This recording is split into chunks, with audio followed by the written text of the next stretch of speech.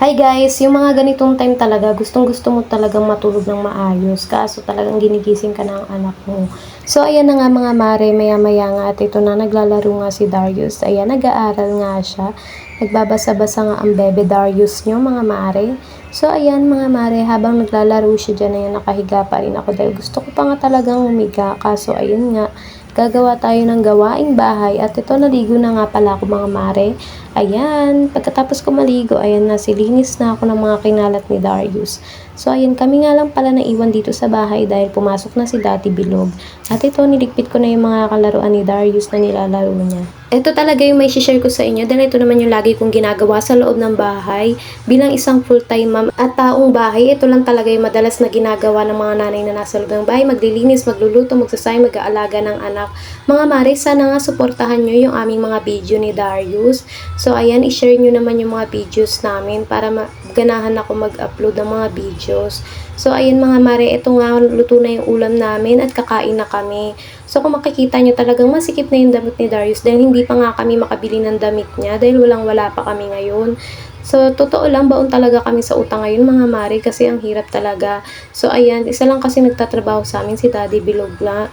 Tapos ako nasa bahay lang, full time mom ako pero may extra din naman ako.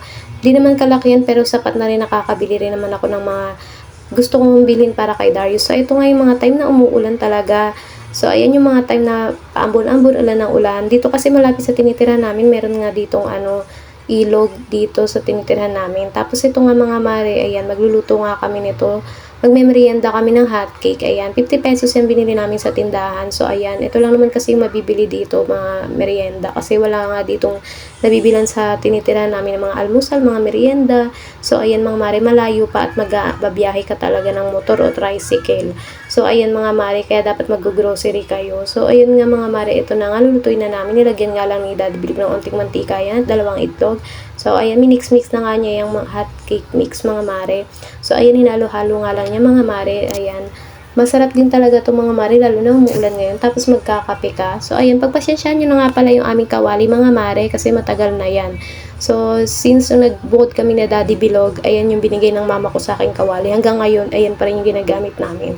Sa pag naka-LL tayo, huwag kayong mag-alala. Bibili rin tayo ng mga bago nating gamit. Pero yung mga, kung ano lang meron tayo ngayon, matuto na lang muna natin i-appreciate kung anong meron tayo. Sa panahon na makaluwag-luwag tayo, makakabili rin tayo niyan. So, ayan, day off nga ni Daddy Bilog at ito na nga kami mga mare, magdilinis kami ng bahay at ito nga si Darius naglalaro-laro. Sa totoo lang mga mare, nalulungkot talaga si Darius kasi siya lang mag-isang bata dito sa tinitirhan namin. So ayan, madalas ako ang kalaro niya, itong daddy niya, kaya ayan mga mare, kailangan talagang ginagala-gala namin siya sa labas minsan para hindi siya mabubulyo dito sa loob ng bahay. So ayan nga, tuwan-tuwa pa nga ang Darius nyo mga mare. At ako ito, nagwawalis na nga mga mare. Pagkatapos nga niya mga mare, ito na nga si Darius at yung daddy niya. Tinuturuan nga ni Daddy Bilog si Darius. Minsan ako nagtuturo kay Darius, minsan si Daddy Bilog niya. So ito lang yung mga kapag nabuburiyo na si Darius, ito, tinuturuan ko siya niyan. At ito nga mga mare, maglilinis nga pala ako ng rep. Nabuksan kasi ni Darius to at inikot niya nga sa 1, kaya ayan, natunaw yung laman. Kung mapapansin niyo, walang laman yung rep namin kundi tubig at yung mga yan, mga pangpagandang anik-anik. So ayan, wala pa kasi kami mailagay dyan, kaya ayan, mga pangpaganda anik-anik lang yung nalagay ko dyan. Pagpasensyahan nyo na pala yung mukha ko mga mare, yan yung time na talagang ang sakit-sakit talaga ng likod ko mga mare. Epekto nga yan ng CS ako mga mare, sumasakit talaga yung likod ko. Lalo na taglamig ngayon. Ayan mga mare, gusto ko lang humiga kaya wala ako sa mood ngayon. Kaya ganyan yung tsura ko. So yun na nga mga mare, nalinis ko na nga yung repat ito. Nagwalis na ang anak ko. So ayun mga mare, pagkatapos niya ito, kinagambihan na nga, naglalaro mag-isa si Darius. Yun lang.